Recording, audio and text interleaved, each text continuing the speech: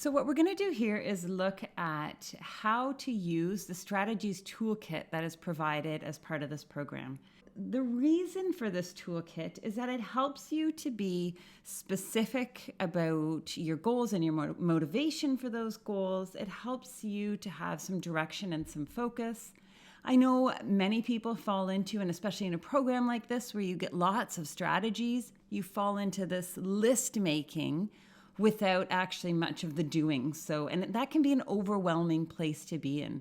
So the idea is to have some focus as you work through. And that's really how you reach success in reaching your goals. So the strategies toolkit looks like this. And let's just take a look at how we might use it. It's going to work more for some than for others, depending on how your brain works. But for most people, the feedback I've gotten is that this is a great way to organize their thoughts and be really focused, like I said, about the goals. So let's say that I joined this program because I feel like I want to sleep better at night and reduce my joint pain. And the reason I want to do that, when I give it some more thought, is that I want to have better energy during the day. If I had more energy, I could spend more time with my family. So maybe I used to look after my niece and nephew after school, and I've been limited. I haven't been able to do that as much because of my lack of sleep and my physical discomforts. And also, if I had more energy and more physical comfort, I would spend more time hiking. And for me, that means time in nature, which is really nourishing for me and is really good for my mood. So when I take a step back, I realize that the reason I want to balance my hormones, to sleep better at night and reduce my joint pain is that that's a big part of what brings me happiness. So under your goals and motivations, you're going to find a place where you can take a 30-foot view of where you're going to go and what order you're going to do this in. Although it's on the first or the second page of this toolkit, the 30-foot view is actually going to be completed at the end of the foundational program when you're launching into where are you going to go next, and you're really, making all of that into your plan.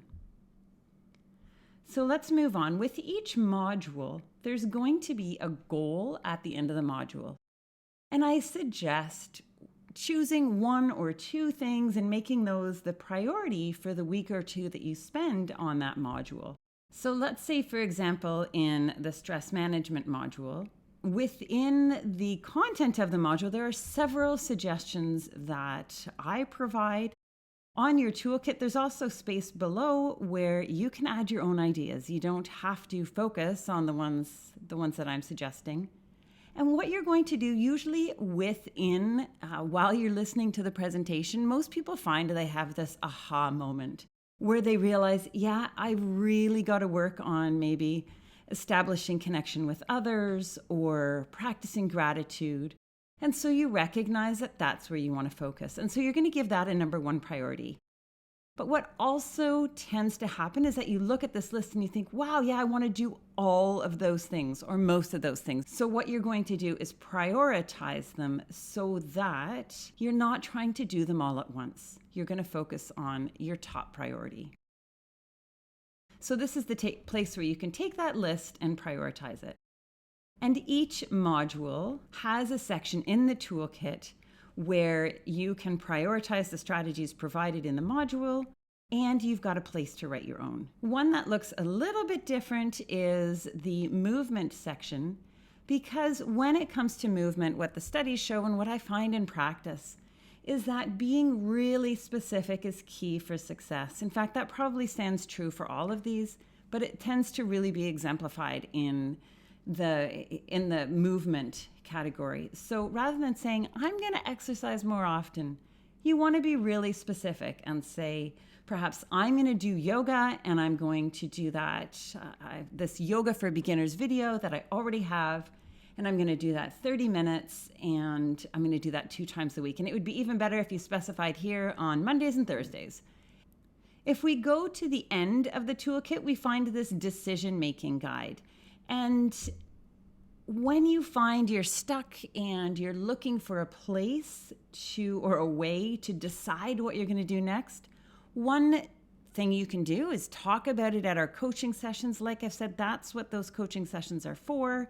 This is another tool, this decision-making guide, that you can use to help figure out where to begin. So let's say I want to sleep better at night and reduce my joint pain.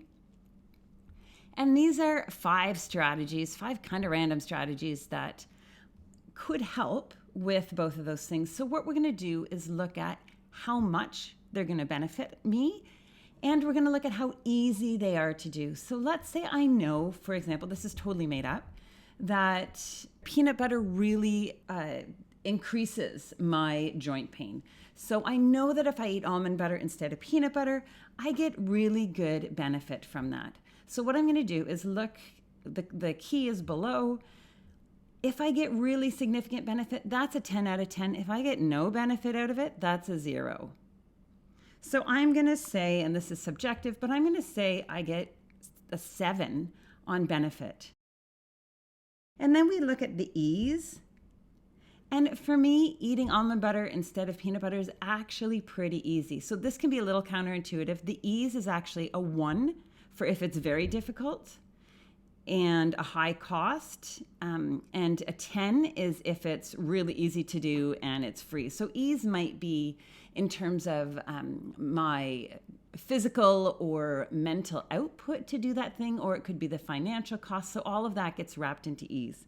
But I'm going to say almond butter costs a little more than peanut butter, and I don't like it quite as much, but it's not really that big a deal, so I'm going to give it an 8.